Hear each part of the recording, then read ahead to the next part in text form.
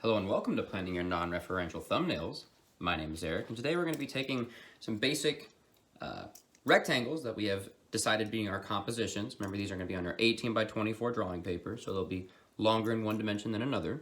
I might turn them horizontal or vertical, I'm not sure yet. But I just took a ruler and did some quick measurements here. And these are going to be good thumbnails for me to move into to plan my larger drawing.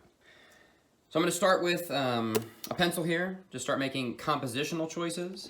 And then I actually have some cool Prismacolor markers here that I can throw a little bit of color if I want to get some ideas.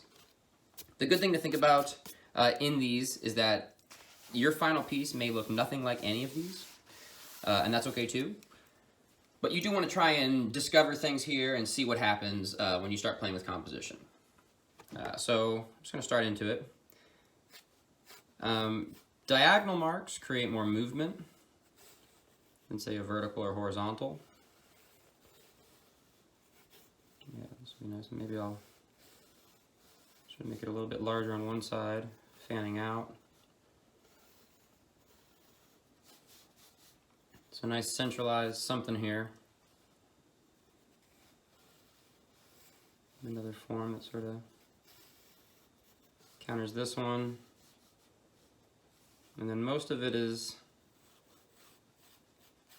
kind of soft marks. Maybe something dramatic cutting through here would be nice to counter it.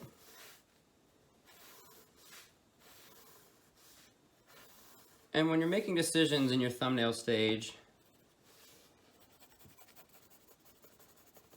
it's good to make decisions for a reason. Put a form somewhere to balance another form. Think about the movement of the piece, how the viewer will engage that movement. This diagonal is kind of countering nicely with that diagonal. Maybe something else down here to counter this. We're gonna keep moving. So we have a nice movement here, countering there. Let's do something more stationary. So this is definitely asymmetrical. Let's maybe try and plan a symmetrical composition. Maybe some weird something here.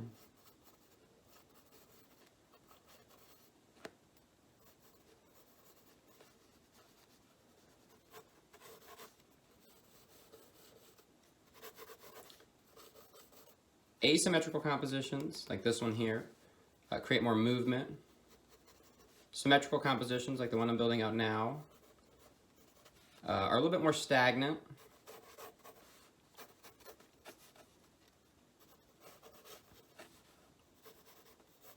And in some ways are more difficult. Some ways are a little bit easier, because if you make a decision here, you have to sort of make a decision there.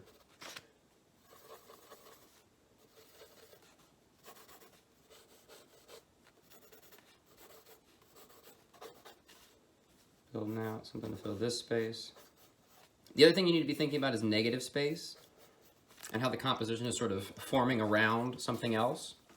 Okay, so we have a nice asymmetrical one, we have a nice symmetrical one. We're just going to do something else, maybe something a little bit weird. Maybe start with some sort of mark making and then start building a little bit more intuitively.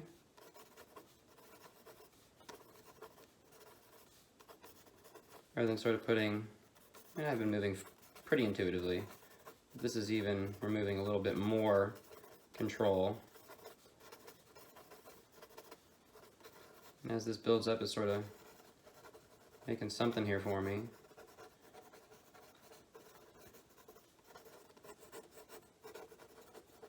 Just start building a nice sort of organic form out of here. Looking a little bit floral, so I'm going to try and break it up so it's not as maybe representational. Sort of a form top right, get something in the bottom left, throw a really dramatic thing in here, and then keep building.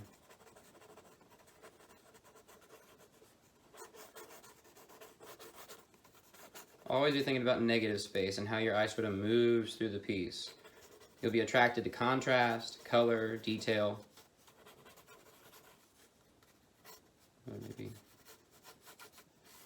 couple lines in here and then more, just sort of chaos. Could be a nice piece. Okay, last one. You know, at this point we sort of planned a lot of looser. This one's a little bit more geometric. The other thing you could do is you could employ a tool. Obviously a ruler would be a nice thing. You should be spending more time, obviously, than I'm spending on these, on your thumbnails. One way of doing that is being a little bit more specific with some of your mark making.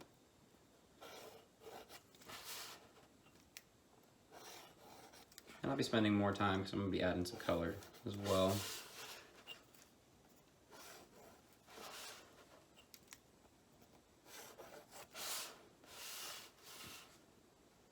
It's a nice dense thing. Maybe we develop sort of a weird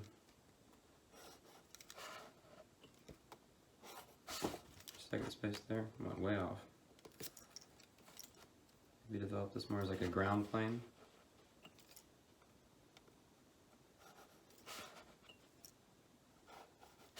Some weird thing going on there. Maybe even erase this, who knows? Or even just build more into it. Again, always just thinking about balance. If I add something in one area, how that affects another area. Maybe we give the illusion that there's actually some space happening here, so there's like some smaller things back here.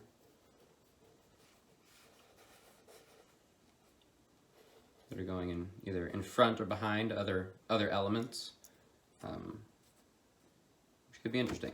Okay, so things are looking decent. I'm going to start in with some basic colors here. When thinking about color, if you want to use color, remember it's not required, but if you do not use color, I would recommend really trying to push visual density of mark making, as the mark making will become what's important.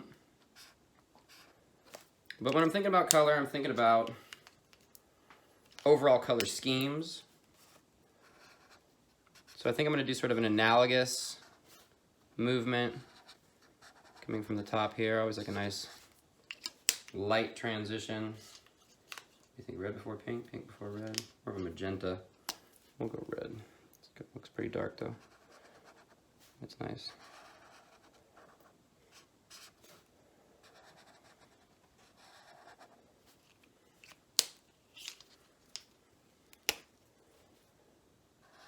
So analogous being next to each other on the color wheel.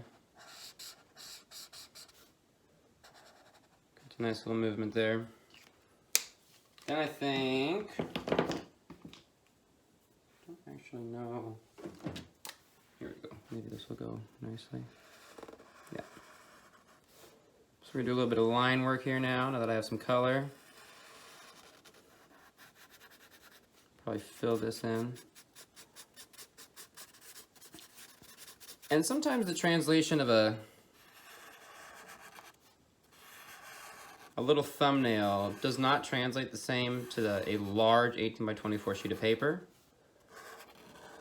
But that is something you want to think about.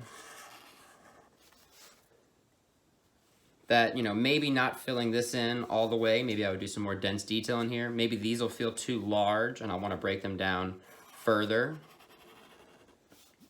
And maybe do some more details or something in here. Not really sure yet, but that's what the thumbnail stage is all about. You could just try things. If they work, cool. If not, cool. And you know it doesn't work. Sometimes that's just as important as figuring out what's working as figuring out what's not working. Because then you can sort of label it and at least think about why it's not working. Okay, so a nice warm thing in the front. Maybe some cooler tones in the back, because I don't have too many colors. This would be a nice green something here.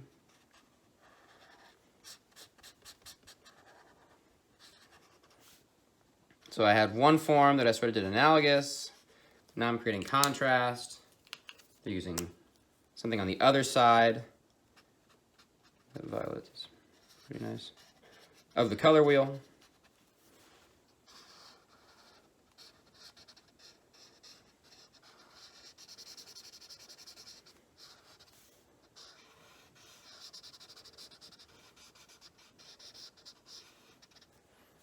and I'm filling space. So who knows? I may be able to work into that more as I push space in my larger drawing, but that could be a good one there. Just gonna jump right on into the second one.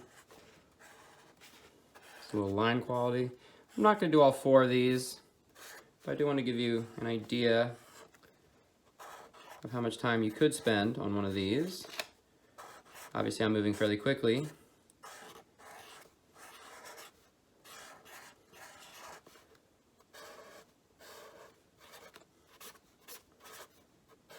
The most important thing is that you're getting your ideas on paper. And once those ideas are on paper, they're easier to perceive, easier to make better decisions. I have to be careful with yellow. I probably should have done color first like I did last time. Stay away from that black liner.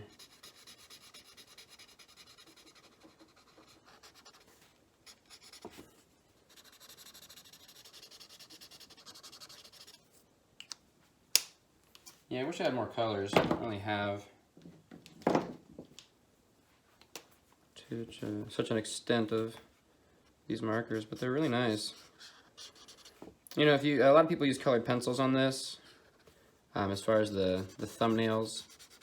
Keep in mind, mediums, especially like colored pencils, become very difficult at a larger scale, because you're dealing with the mark making, sort of linear distractions, and if not done well, sometimes looks very juvenile, sort of like elementary school drawings, which there's nothing wrong with sort of juvenile art and anti-craft art,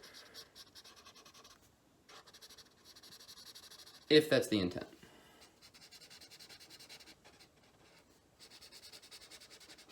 It's a little continuity, getting a little color palette going.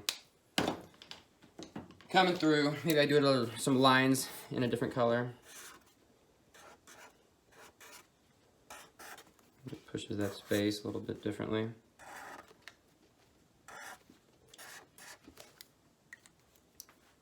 You're just trying to make better decisions based off these sketches. So the more time you put into them, you don't want to waste time on these, but you do want to develop your ideas well enough to where when you start your main drawing, things are at least a little bit planned, or you at least know what you don't want to do. Like if you tried a symmetrical one here and just sort of hated it, the monotony of it, and maybe wanted to be more dynamic and do that asymmetrical composition, or, you know, the movement of more controlled forms and then very loose mark making. That could be another nice experiment. But that's the goal. Remember, you should be spending at minimum 10 minutes per thumbnail to get that idea out. Obviously, your planning and your drawing should be part of that as well. Sketch it out. Use these in your planning stage for your larger drawing, which will be on your 18 by 24 drawing paper once you have these thumbnails developed.